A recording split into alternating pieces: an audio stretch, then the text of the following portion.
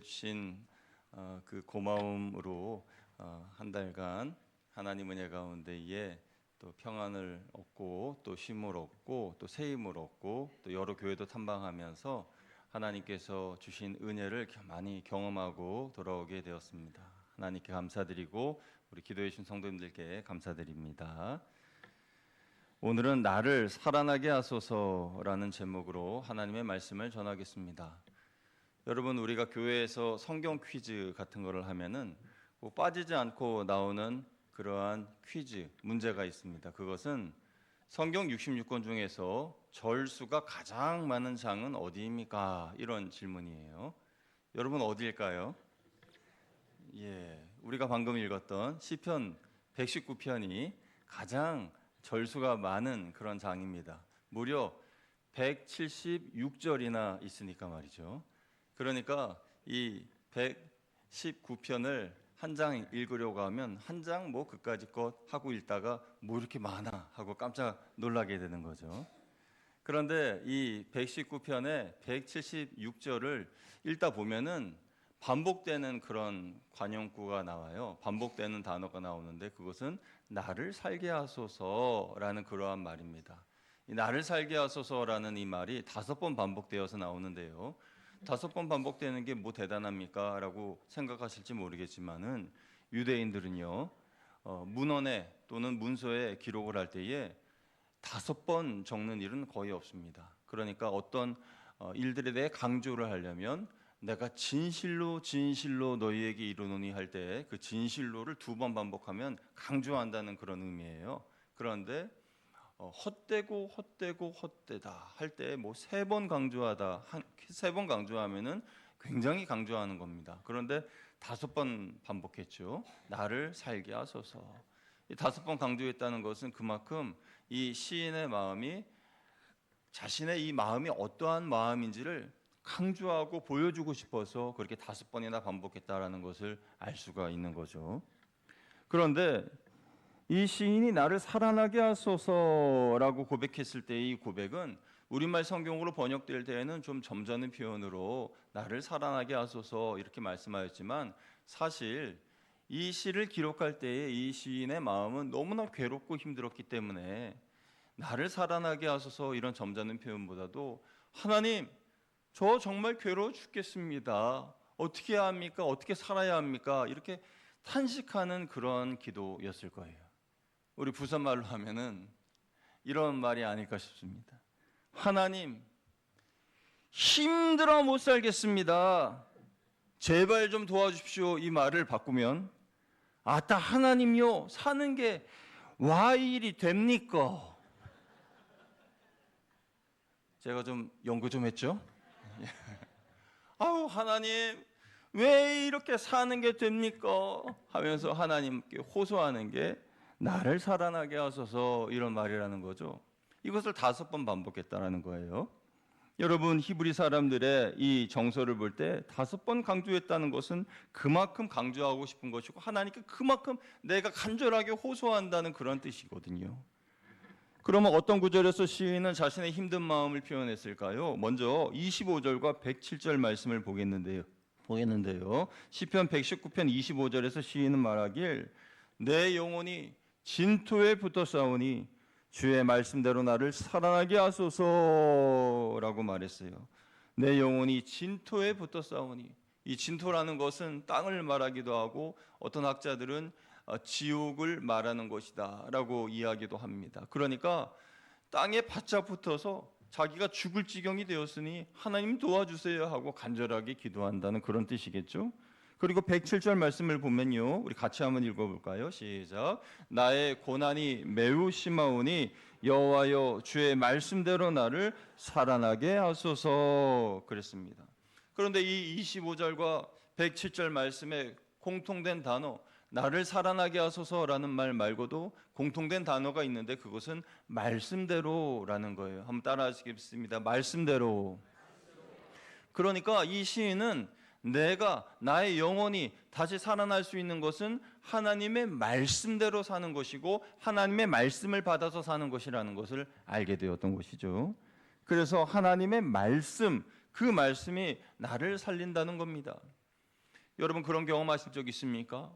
사방의 문제들이 나를 에워싸고 둘러싸고 그 압박이 나를 짓누르고 그래서 숨이 턱턱 막히고 괴로울 때 그때 내가 살아날 수 있는 유일한 방법 무엇이 있을까요? 여러분 우리가 중환자실에 보면은 인공호흡기를 달고 계신 분들 계시죠. 또 우리가 쓰러지고 넘어지면은 뭐 심폐소생술도 해야 되겠지만은 제일 먼저 호흡을 안정적으로 가지게 하기 위해서 이 목의 위치도 돌려놓고 그렇게 기관지를 확보를 합니다. 숨 쉴 수 있도록. 그러니까 숨 쉰다는 것은 너무너무 중요한 거예요. 그래서 숨이 넘어가는 사람에게 먼저 그 기도를 확보하고 인공호흡기를 대주고 그렇게 숨을 쉬게 해 주어야 되는 것입니다.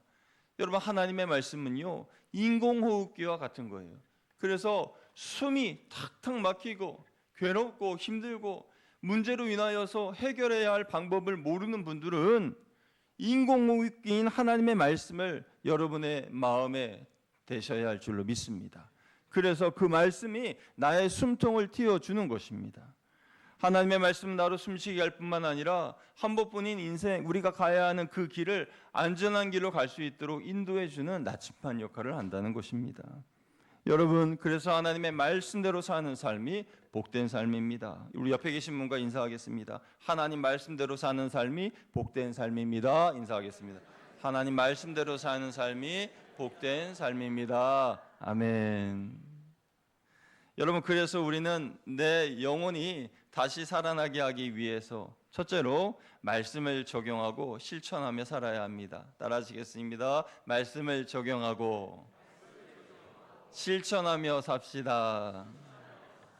아멘. 여러분 말씀을 적용하고 실천한다는 것이 어떤 말일까요? 예수님께서요 우리에게 씨 뿌리는 자의 비유로 말씀해 주셨죠. 그래서 30배, 60배, 100배의 결실을 거둘 수 있는 방법을 마태복음 13장에 씨 뿌리는 비유로 말씀을 해주셨어요. 그래서 농부가 씨앗을 뿌리는데 그 씨앗이 더러 돌짝밭에 떨어졌습니다. 그런데 그 돌짝밭에는 흙이 얕아서 뿌리가 잠깐 내리다가 말라서 죽어버렸어요. 길가에 농부가 뿌렸습니다. 그런데 그 길가에 씨앗이 뿌려졌을 때에 뿌리를 아예 내리지 못해서 새들이 와서 쪼아 먹었어요. 그리고 가시덤불에 씨앗을 뿌렸습니다. 그런데 가시덤불에 씨앗이 자라는 듯 하다가 그 가시덤불의 그늘에 덮여서 더 이상 자라지 못하는 거예요. 예수님은 그 가시덤불을 근심이라고 하셨어요. 그러니까 근심을 많이 하면 할수록 우리의 신앙이 자라지 못하는 거죠. 그러나 옥토에 뿌려진 씨앗은요 좋은 땅에 뿌려졌기 때문에 뿌리를 잘 받고 좋은 나무, 큰 나무로 성장해서 그 뿌린 씨앗의 30배, 60배, 100배의 결실을 거두게 되었다라고 말씀해 주시는 겁니다. 이것이 바로 하나님의 말씀을 우리 삶에 적용하느냐 안 하느냐의 그런 차이인 것입니다. 여러분 말씀을 내 것으로 취하려면 하나님의 말씀을 듣기만 하는 것이 아니라 그 들은 말씀을 내 삶에 적용해야 하는 것입니다. 내 삶에 적용하는 것, 그것은 마치 선교사가 불모지에서 하나님의 복음을 어떻게 전할 것인가 고민하듯이 저와 여러분이 우리의 삶에 직장이면 직장, 가정이면 가정, 그리고 사회, 내가 가는 그 곳곳에서 만나는 사람들에게 어떻게 이 말씀을 적용할까, 나에게는 어떻게 적용할까 하고 고민하셔야 됩니다. 그런 고민이 바탕이 될 때에 그것이 자꾸 쌓일 때에 하나님의 은혜를 더 경험하게 되고 내 신앙이 자라가게 되는 그런 경험을 하게 되신다는 거예요. 여러분 하나님의 말씀을 들을 때에 내 삶에 적용하고 실천하는 것이 중요합니다.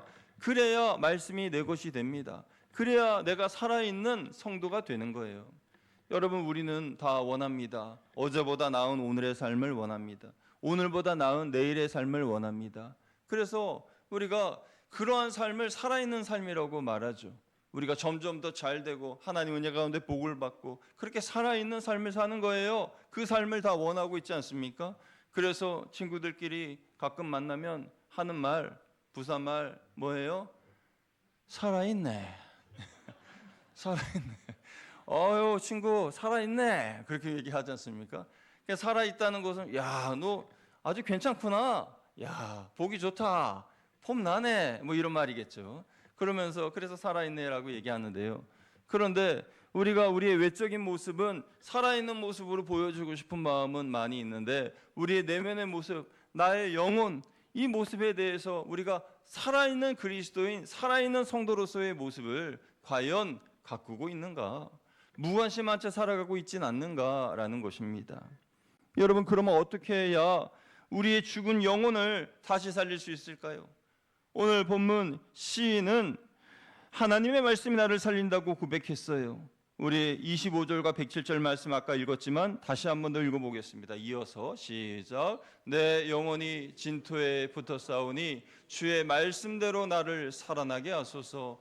나의 고난이 매우 심하오니 여호와여 주의 말씀대로 나를 살아나게 하소서. 아멘. 하나님의 말씀이 나를 살리신다라는 것입니다. 하나님의 말씀은 살리는 능력이 있는 줄로 믿습니다. 에스겔 37장을 보니까요, 하나님의 영이 에스겔 선지자를 데리고 한 골짜기로 데리고 갑니다. 그리고 보여주시는데 무수히 많은 뼈들이 가득한 그 시체들을 보여주십니다. 그러면서 말씀하시길, 인자야 이 뼈들이 능히 살겠느냐라고 물어보시죠. 그것을 2번 물어보십니다. 강조하신 거죠. 그러면서 내가 이 뼈들을 살리겠다라고 말씀하시면서 너는 하나님의 말씀을 대언하라 라고 하십니다. 그래서 에스겔은 하나님의 말씀을 대언하여 뼈들아 살아날지어다 하고 외칩니다. 그러자 그 뼈에 힘줄이 생기고 근육이 붙고 일어나 사람이 되어보니 군대였다라고 말하였어요. 강한 군대. 그러니까 뼈들이 살아난 것만이 아니라 군대가 되었다는 것인데, 군대는 누굽니까? 군대는 어떤 존재죠? 능히 싸워서 이길 수 있는 용사들이죠. 그 용사들의 무리예요. 여러분, 우리 안에 하나님의 말씀이 임재하시면 그 말씀이 나를 살아나게 하시는데, 마치 마른 뼈가 강한 용사로 변하는 것처럼 우리가 그런 모습으로 변하게 된다는 것입니다. 믿으시면 아멘. 그래서 우리는 이렇게 변화된 모습으로 살아간다는 거예요. 우리 자신을 돌이켜 봅니다. 왜 내 삶에는 변화가 없을까? 왜 나는 그 모습 그대로 10년이나 20년 그 과거의 모습과 별반 다를 바 없는 지금의 모습으로 살아가고 있는가? 혹시 그렇게 생각하시는 분이 있다면 내 안에 하나님의 말씀의 임재에 대한 부족이 있지는 않는가라는 것을 우리는 생각해 보아야 하는 것이죠. 여러분, 시인은요, 하나님의 말씀이 내 영혼을 살아나게 한다는 것을 믿었어요.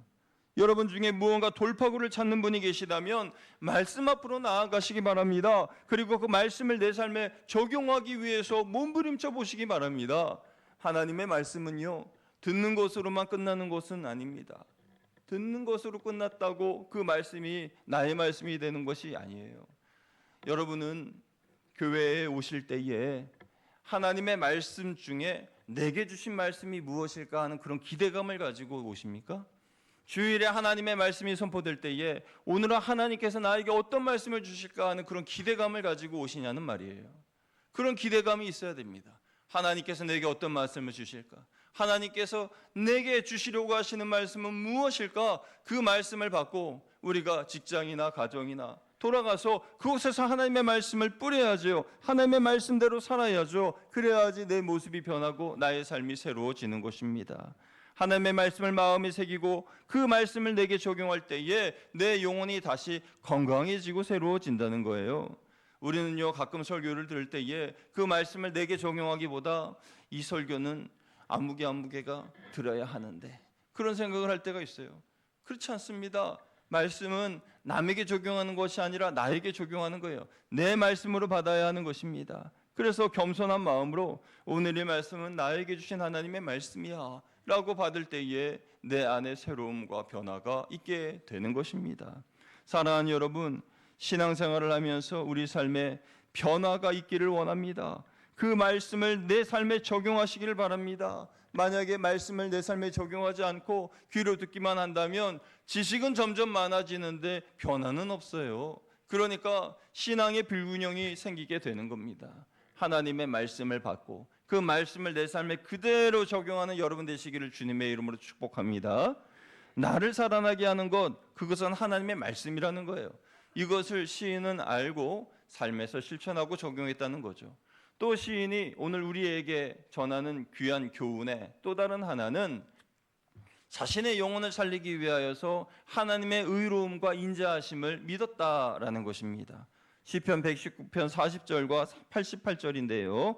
우리 40절, 88절 이어서 읽어봅니다. 시작. 내가 주의 법도들을 사모하였사오니 주의 공의로 나를 살아나게 하소서. 주의 인자하심을 따라 나를 살아나게 하소서. 그리하시면 주의 입의 교훈들을 내가 지키리이다. 아멘. 여기에서도 살아나게 하소서라고 하는 그 말 앞에 보면 주의 의로 살아나게 하소서, 주의 인자하심을 따라 살아나게 하소서 고백하고 있습니다. 그러니까 주의 의로우심과 인자하심을 믿는 것이 내 영혼을 살리는 방법이라는 거죠. 여러분, 그래서 고난을 돌파하는 두 번째 방법은 의롭고 인자하신 하나님을 믿는 것입니다. 우리 옆에 계신 분들께 이렇게 인사하겠습니다. 의롭고 인자하신 하나님을 믿읍시다 하고 인사하겠습니다. 아멘. 의롭고 인자하신 하나님을 믿어야 합니다. 왜 의롭고 인자하신 하나님을 믿어야 합니까? 그래야 내가 지금 당하는 고난을 승화시킬 수가 있어요.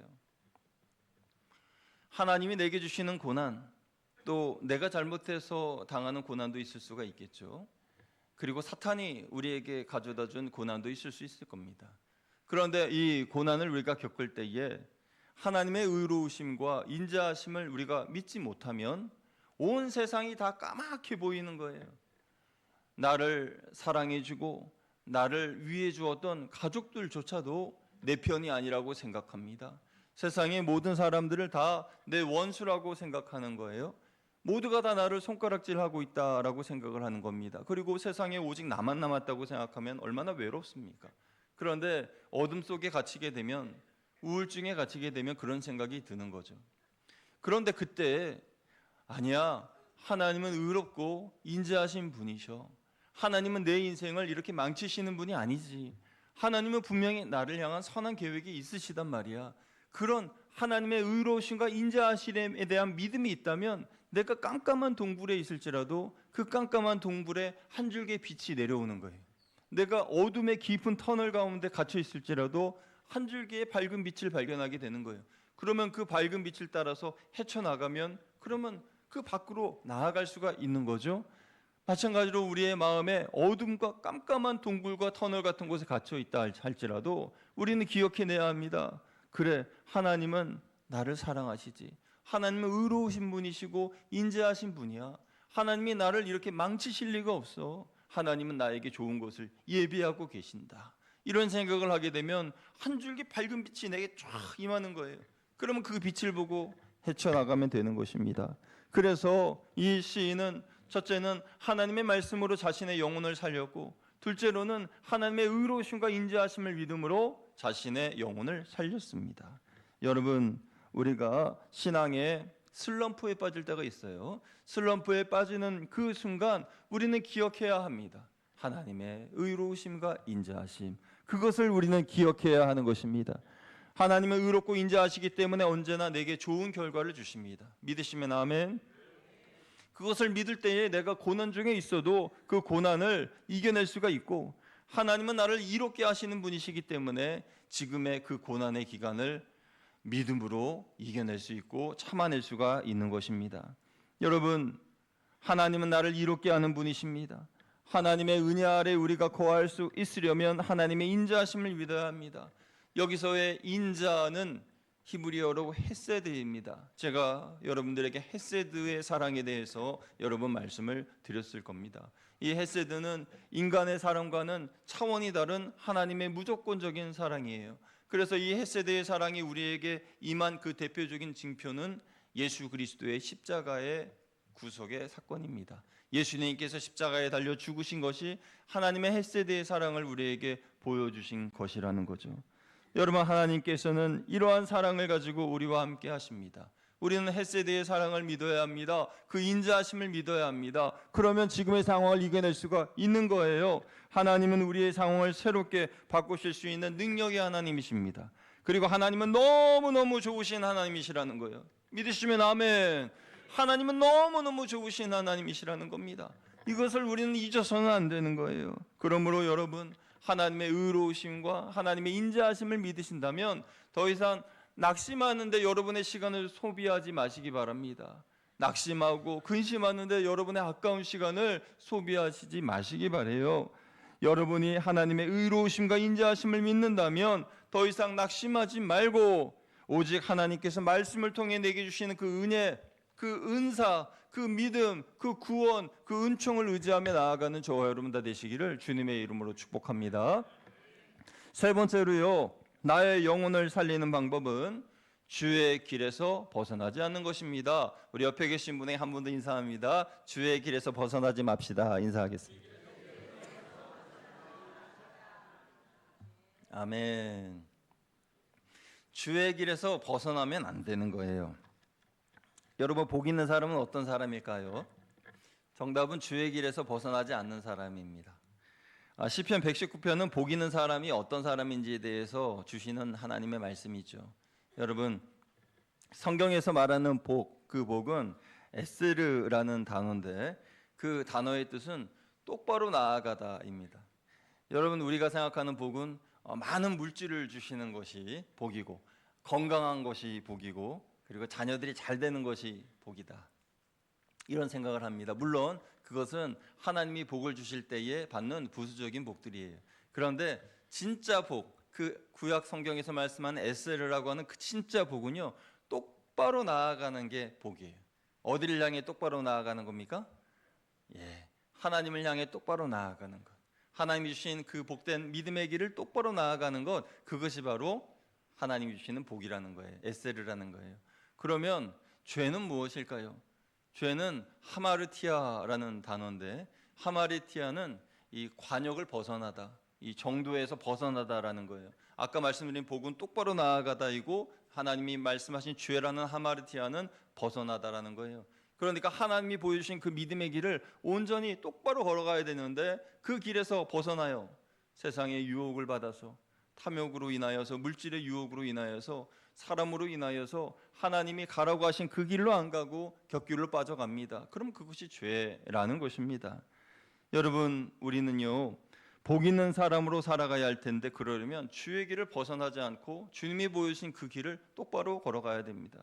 그런데 그 길 똑바로 걸어가려면 뭔가 바르게 갈 수 있는 지침서가 있어야 되지 않습니까? 우리가 운전할 때에도 내비게이션이 있어야 되는 것처럼 우리를 안내해 줄 수 있는 지침서가 있어야 되는데 그것이 바로 하나님의 말씀, 곧 성경책이라는 거죠. 하나님의 말씀을 읽어야 복된 길로 갈 수 있다라는 것입니다. 그래서 시인은 37절에 이렇게 고백합니다. 우리 같이 한번 읽어봅니다. 시작. 내 눈을 돌이켜 허탄한 곳을 보지 말게 하시고 주의 길에서 나를 살아나게 하소서. 아멘. 요즘 재밌는 것들이 너무 많잖아요. 하나님의 말씀 읽는 것보다 더 재밌는 것들이 많지 않습니까? 그러니까 거기에 우리의 눈을 돌릴 수 있죠. 충분히 그럴 수 있습니다. 그런데 그때마다 이 말씀을 기억하십시오. 하나님의 말씀, 그 길, 그 고든 그 바른 길을 걸어가는 그 길을 가로막는 것, 또 어긋나게 하는 것, 빗나가게 하는 것, 그것은 하마르티아다, 그것은 죄다라는 것을 생각해야 합니다. 그래서 그 유혹이 들 때마다 아니야, 나는 허탄한 데 눈을 두지 않고 하나님께서 보여주신 그 길을 똑바로 걸어가야지, 이러한 결단을 우리는 해야 하는 것입니다. 주의 길에서 벗어나지 않고 허탄한 곳을 보지 않고 하나님이 보여주신 그 길을 믿음으로 나아가는 사람이 복된 삶이고, 그래서 그 복된 삶을 살아가기 위해 하나님의 말씀이 필요하다라는 것입니다.